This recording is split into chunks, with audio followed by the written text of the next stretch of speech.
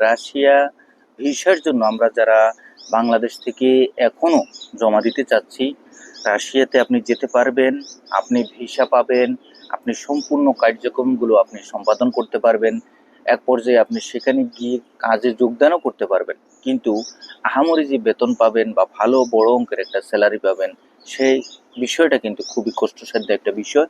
কারণ হচ্ছে কোম্পানি আছে, কোম্পানির কাজ আছে, এবং আপনার সেই কাজ অনুযায়ী আপনাকে যে বেতনটা দেওয়া হবে সেটা জেনারেল ওয়ার্কার হিসেবে আমরা যারা যাই, একবারে যৎসামান্য কিছু টাকা পয়সা বা মোটামুটিভাবে 50,000-এর ভিতরে এই ধরনের কোনো কিছু। তো এর ভিতরে যে সমস্ত এজেন্সিরা লোক পাঠায়, এই লোক পাঠানোকে কেন্দ্র করে সেখানে যাওয়ার পরে কিছুদিন পরে দেখা যাচ্ছে কোম্পানির কাজ থাকে না। কোম্পানির কাজ না থাকলে আপনাকে বেতন বা কিভাবে দিবে, আপনাকে থাকা খাওয়ার যে খরচটা সেটা কিভাবে চালাবে কোম্পানি।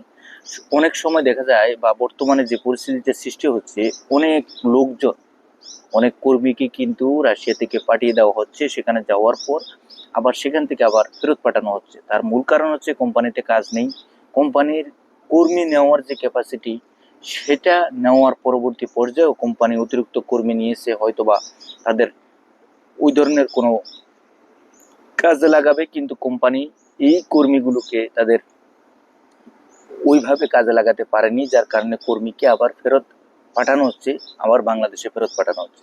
সুতরাং এই বিষয়গুলো ভাই বিস্তারিতভাবে আপনার জানতে হবে যে একটা দেশের জন্য আপনি জমা দেন, ভালো কথা, একটা দেশের জন্য আপনি গেলেই তো সেখানে আপনি অন্যত্র চলে যেতে পারবেন না, বা অন্য কোথাও আপনি গিয়ে আপনি স্থানান্তরিত হতে পারবেন না।